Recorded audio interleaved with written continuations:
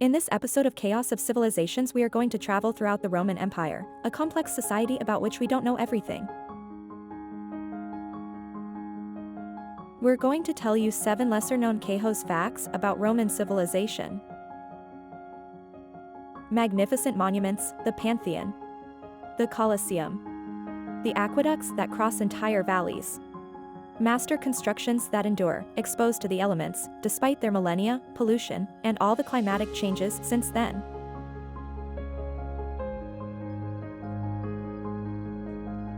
KHAOS data number 1. Do you know why the Pantheon has stood for 2,000 years without a single crack?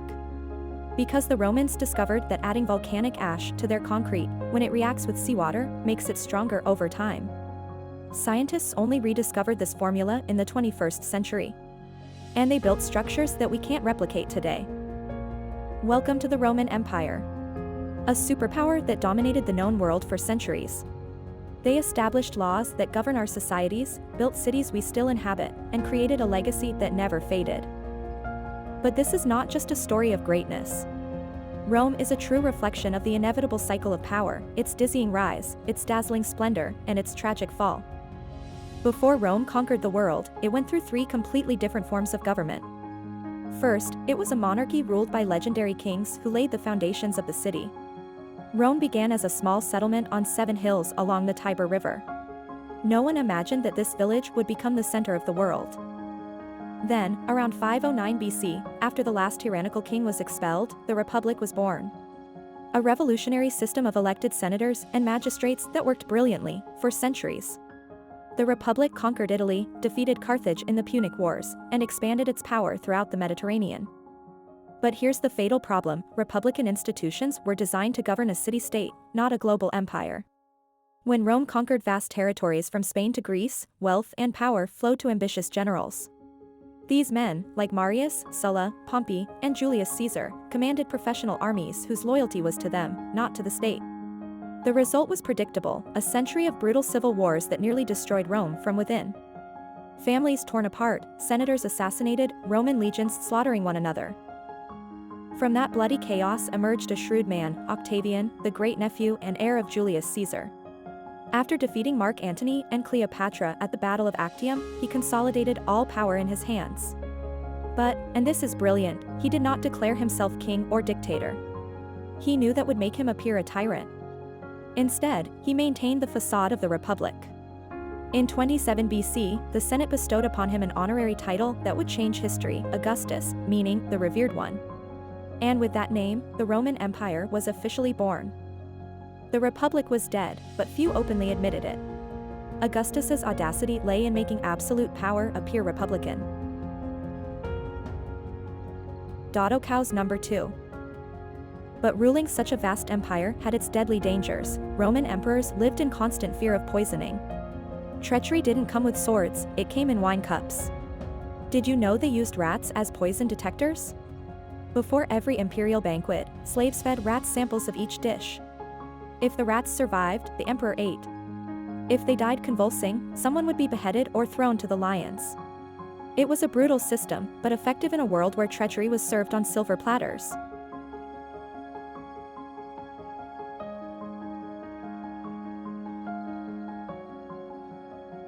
What followed Augustus's rise to power was something the world had never seen: the Pax Romana, the Roman peace.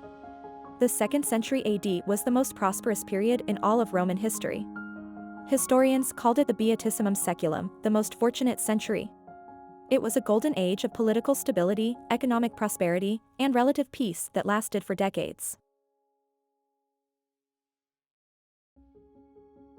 Under Emperor Trajan, the empire reached its greatest territorial expansion, stretching from the misty lands of Britain to the scorching deserts of Mesopotamia, from the Germanic forests to the far reaches of the Sahara. But here's the crucial question: how did the Romans manage to hold together such a vast territory, with so many different cultures, without modern technology? The answer lies in 3 master pillars of social, economic, and military engineering. First pillar, they built an incredibly advanced market economy. Wheat, wine, and olive oil flowed through the Mediterranean like blood through the veins of a giant. Merchant ships constantly crossed between Egypt, Spain, Greece, and Italy. Rome imported spices from India, silk from China, and slaves from all over the world. Second pillar, the most disciplined and efficient army in history. The Roman army didn't just conquer and defend borders. It also built roads that crossed entire continents and that we still use today. Aqueducts that defied the laws of physics, carrying clean water across mountains and valleys. Monumental bridges that withstood centuries. Roman soldiers were engineers as much as warriors. Each legion was a machine of construction and destruction. Third pillar, Roman citizenship as a tool for integration. Roman citizenship was gradually extended to the inhabitants of the provinces. If you were loyal to Rome, if you adopted its customs, if you spoke Latin, you could become a Roman citizen. And that meant legal rights, imperial protection, and access to opportunities. Rome didn't just conquer territories, it absorbed them, transformed them, Romanized them, and made them part of a common identity that transcended ethnic boundaries. KHAOS number 3. Where does the expression "I bread and circuses for the people" come from? The poet Juvenal, in a satire, expressed panem iti circenses, in a critique of the Roman people, who had previously granted military power and political mandates, elected consuls, and passed laws, and now only asked for two things: free food and entertainment at any cost. Mass distributions of free wheat to prevent hunger riots. And spectacles in the Colosseum that could last for days. Gladiators fighting to the death. Exotic animals tearing each other apart. Public executions. Simulated naval battles where they flooded the arena to recreate naval engagements. It was a brilliant and cynical political formula: keep the people fed and entertained, and they won't question who holds the real power. Sound familiar? KHAOS number 3. Who knows this? A gladiator named Flamma. This man wasn't Roman. He was a slave, probably of Syrian origin. But he became the greatest star of the arena that Rome had ever seen. And amidst all the chaos and violence suffered by slaves and freedmen, a legend emerged that defies all logic.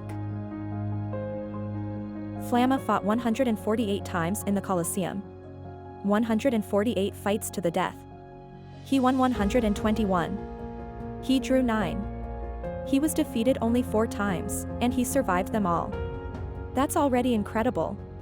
But there's more. He was offered the Erudus, the wooden sword that symbolized freedom, up to 4 times. 4 opportunities to go free, to retire, to live in peace. He never accepted it. Why? Because in the arena he was a god. A celebrity. A mass idol who earned fortunes, had fans screaming his name, and lived in luxuries no freed slave would ever know. Outside the arena, he would just be another former slave, a foreigner without status, without glory, without purpose, an outcast. He consciously chose fame and mortal danger over freedom and anonymity. He finally died at the age of 30, in combat, a living legend. That was the power of bread and circuses, turning death into entertainment, and the condemned into heroes. Let's return to Rome. Its end was brutal. The 3rd century AD was the absolute breaking point. A perfect storm of simultaneous disasters shook the foundations of the empire, almost destroying it completely. First, total military anarchy. In just 50 years, 26 emperors came to power. Most didn't last even a year. They were killed by their own soldiers, who then auctioned off the imperial throne to the highest bidder. The army had become the real power, and the emperors were merely temporary puppets. Second, the borders collapsed. For centuries, the Roman borders had been virtually impregnable. Now they were under attack from all sides simultaneously. Germanic tribes were crossing the Rhine and the Danube. The Sasanian Persians were invading from the east. Third, a devastating economic collapse. Runaway hyperinflation. Desperate to pay the armies, the emperors devalued the currency by adding less and less silver to the coins. Trade crumbled. Cities grew impoverished. People reverted to bartering because the currency was worthless. And fourth, plagues. Massive epidemics swept through the empire, killing millions. The Antonine Plague, the Plague of Cyprian, waves of death that depopulated entire regions.